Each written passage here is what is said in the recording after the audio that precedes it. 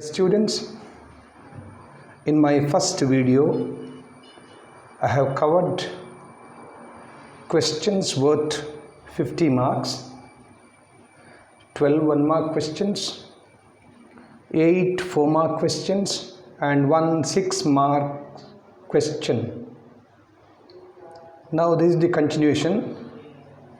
In this video, I shall be continuing with questions covering the remaining 50 marks of the question paper. Question number 24 is comprehension passage. I need not have to spend any time on comprehension passage. Usually a passage which is right up to the standard of PU students is given in the question paper, and there are 10 questions. Out of these 10 questions, at least 8 of these questions shall be on the textual part of the passage. At the maximum, 2 questions will be on the inferential part of the passage comprehension also. So I say, out of my experience, this passage shall be certainly easier to you all. Read the passage carefully, word by word. Read the question set on them. Try to understand the question, answer the question one after the other in a word or a phrase or a sentence each. Only for 1 or 2 questions demanding slightly different form of answer, meaning to say inferential level of questions, you have to comprehend the text very clearly before you make your final judgment. Hope you all attend this comprehension part and you will be able to score 10 out of 10 if you put in your serious effort. Now question number 25 we shall be yet again comprehension of a small poetry piece. We all have been training you students in reading just one stanza of one of the poems given in your workbook. There are 15 poems. Out of those 15 poems, just one stanza of one of these 15 poems is chosen for you to answer 3 1-mark questions. Here again, I tell you very clearly, don't feel frightened. The questions are on the textual line, the lines of the poem given to you in your question paper. There's no question to check your ability to go deeper into the stanza, comprehend the stanza in detail and come out with inferential answer. Certainly there is no such questions on the inferential level of the content. So this would be easy for you to answer. Be careful, read again and again and answer the questions. Moving on to Roman letter 5, you have question number 26. This is an important area where you got to be a bit careful, and that here you have to apply your classroom learning, whatever you have done throughout ever since your high school days, while answering these questions. So this question has 3 blanks for you to fill the blanks with the passive form of the verb. The main verb is given in its first form within the brackets, you are asked to fill the blank with your answer.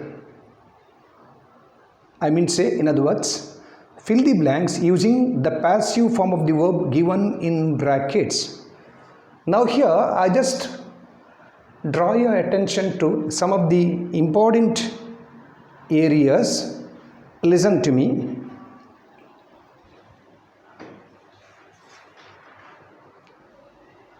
When it comes to using the verb in the passive form, remember, we surely use was and were. These two verbs are used in the passive. These two verbs are used in the passive along with the main verb. These are auxiliary verbs and we have the main verb. Say for example, this verb is given in your within the brackets.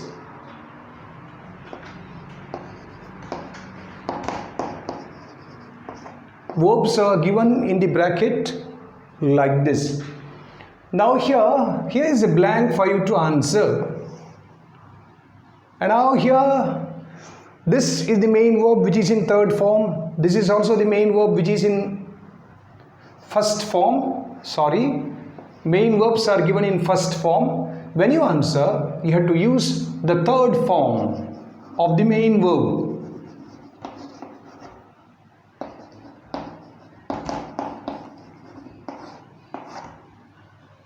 Now, once again, you are in a confusion whether to use was or were.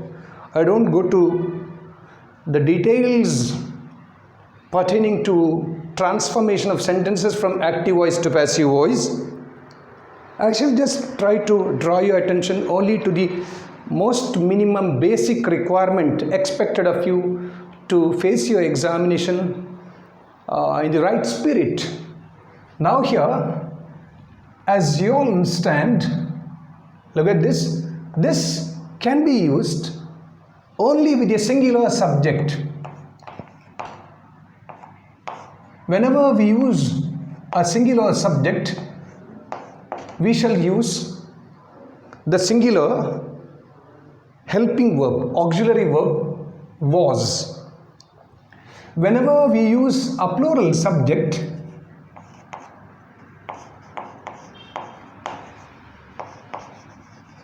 we use the plural form of was, that's were. And these two are supporting verbs. So you should be very careful in choosing what to choose. Looking at the subject, you make your judgment. So imagine here the subject is the criminal. Imagine the subject given to you here is the criminal. If it's the criminal, it should be was. The criminal was sentenced. Say, imagine if the subject is plural, the criminals. Criminals, here is plural. The answer should be were sentenced. If it's singular, it's was sentenced. If it's plural, it's were sentenced. So here we have to strike a balance between the singularity of the subject with that of the verb and also the plurality of the subject with that of the verb. So this is what I mean by agreement of the subject and the verb.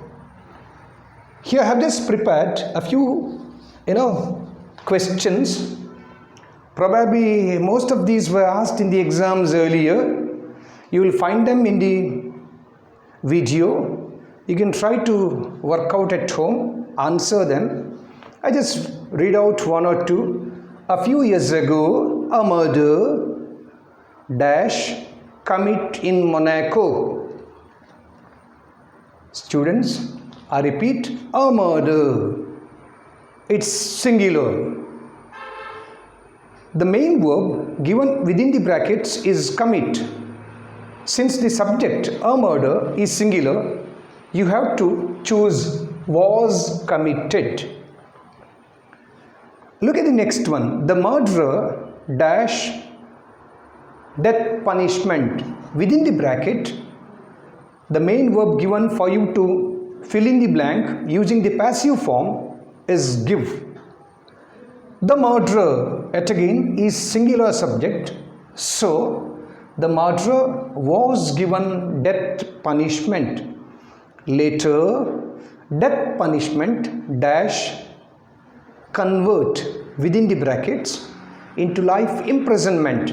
Again, the subject here in the third sentence, death sentence, is also singular, so your supporting verb should also be singular.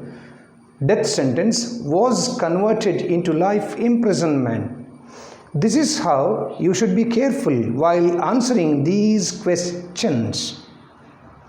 I have prepared nearly 6 or 7. Please kindly go through all these and try to answer them all by yourselves. Don't get confused.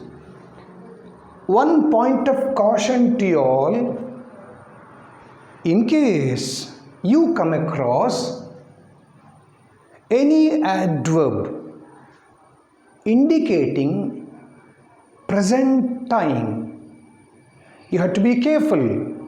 You shall not use past tense here in your answers. If you come across any adverb indicating present tense, say for example, in your sentence, you come across a word like now. Now. See, can you have now was sentenced? Now the criminal was sentenced. Can you have the answer like this? No. You should be very careful. Now, presently, currently,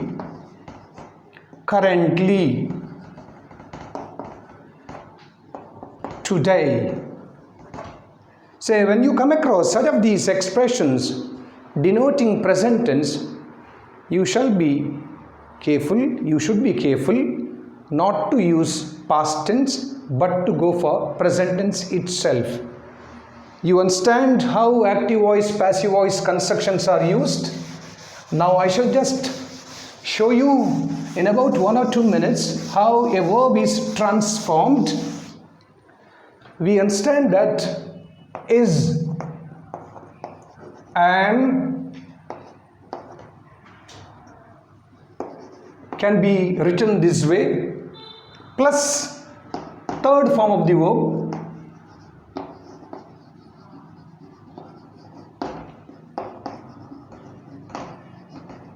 okay, then are in the present tense.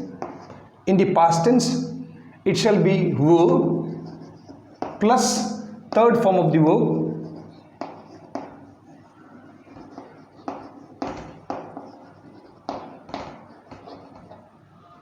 and with the verb has plus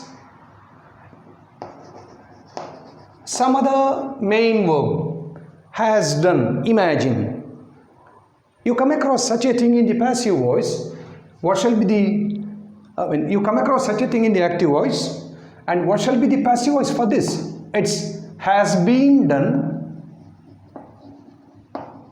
Depending on the subject, if the subject what you are going to write is singular, write please has. If the subject is plural, it may become have been done. Have been done. Remember, this is how we fill the blanks using the passive form. These are the areas which are usually covered. If we have a past tense, had done, the passive shall be had been done. Had been done. Dear students, when it comes to the singularity or plurality of the verb, it's restricted only to present tense usage, but not in the past tense. In the past tense, we always go with one open form, had. You don't have singular and you don't have a separate plural in the past tense. Whereas in the present tense, we have a separate singular form has and a separate plural form have. This is what we are expected in the examination. Dear students, this shall be easy. It shall not be difficult to you. Don't repeat the entire sentence in the examination. You shall be wasting your time otherwise. Just write your answer. Only the answer, passive form of the verb, one below the other, and if time permits, you can underline them at the end if you have time. That's all. Now after this, we shall certainly move to the next area of question paper. The next question is from direct speech, indirect speech, transformational grammar, and this has 5 marks. The question is like this: report the following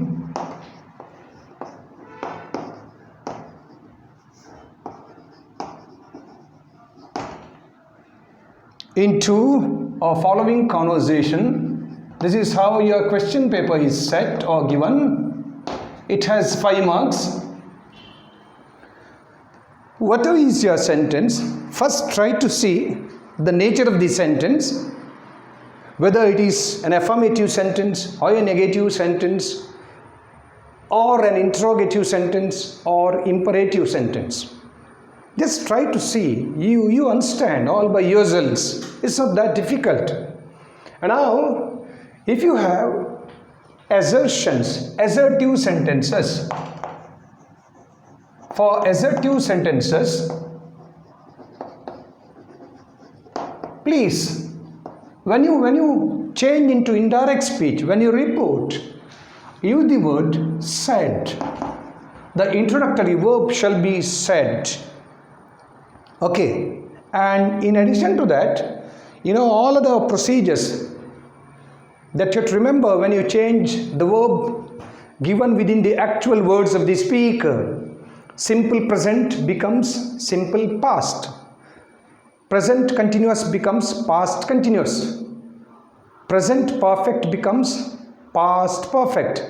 Present perfect continuous becomes past perfect continuous. Simple past becomes past perfect. Past continuous becomes past perfect continuous.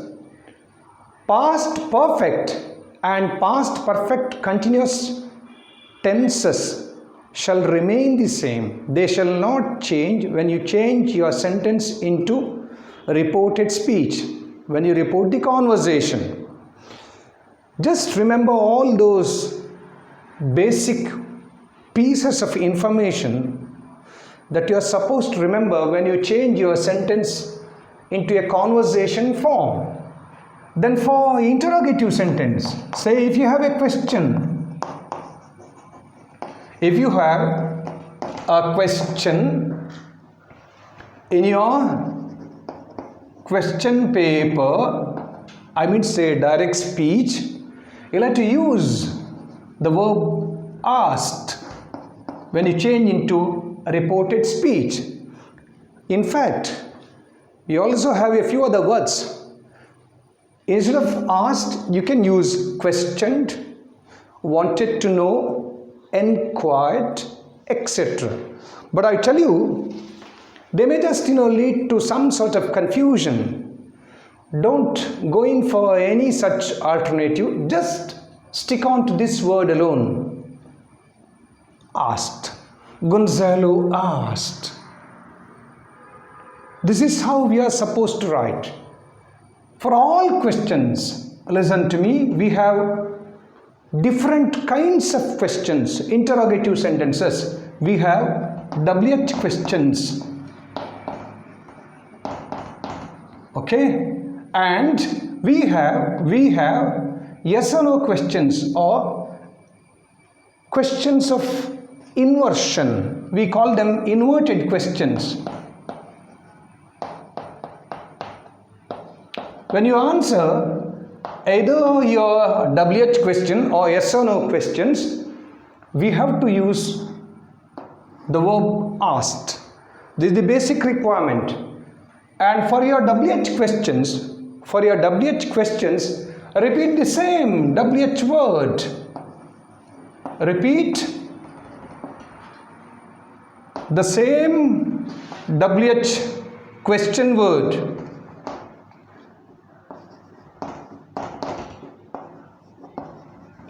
Before you proceed to the next change or other changes. But for yes or no questions, use a word, an extra word. Use the word whether. Use the word whether. For all yes or no questions, we can use whether. There's another option. The word if can also be used. But students, the word if cannot be used for all your sentences. Whether can be used for all the sentences. This is how we write. And the other important point that we have to bear in mind, in interrogative sentences, it's actually changing a direct question into indirect question form.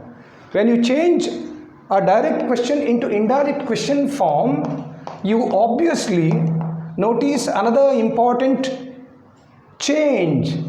Direct question form will have the question word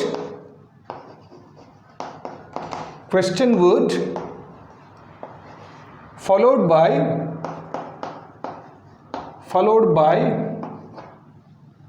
verb, and subject follows or comes after the verb.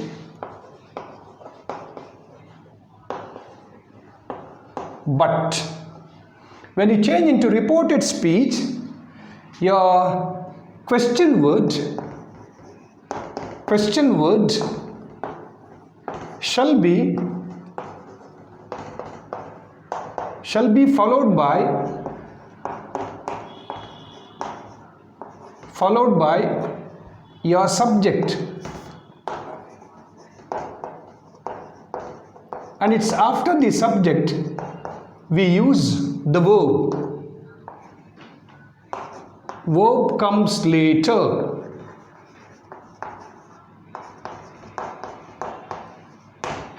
So imagine, I put it like this. The teacher asked, why the boy came late? Say in reported speech, the teacher asked, why the boy came late? But in direct speech, the teacher said, why did you come late? Listen to me, I repeat, why did you come late? Becomes why he came late. These are some of the important things that you have to bear in mind when you answer interrogative sentences. I shall have a few for practice later. And when it comes to imperative sentences, remember, imperative sentences may be our request or order, command, or it may be a piece of instruction or advice. These are our imperative sentences.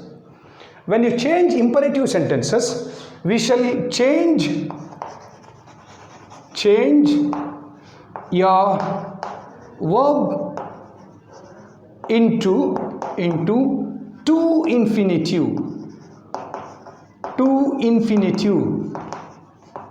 This is very important. We have to change the verb into to infinitive. When you change imperative sentences. Say for example, Donalora requested Petra to give food crumbs. Donalora requested Petra to give food crumbs. This is how you have to answer. These are the basic things you have to bear in mind about transformation of sentences from direct speech to indirect speech. Dear students, I shall just put an end to the second video clipping. Now, I shall continue with the third video clipping. Please listen to me patiently, even for the third video clipping, so that you shall be able to answer all your questions and get more marks. My intention is to reach out the rural students, students coming from Kannada medium, and also students of government pre-university colleges. That's why I have just designed my own way of just filling some confidence in you all. Thank you.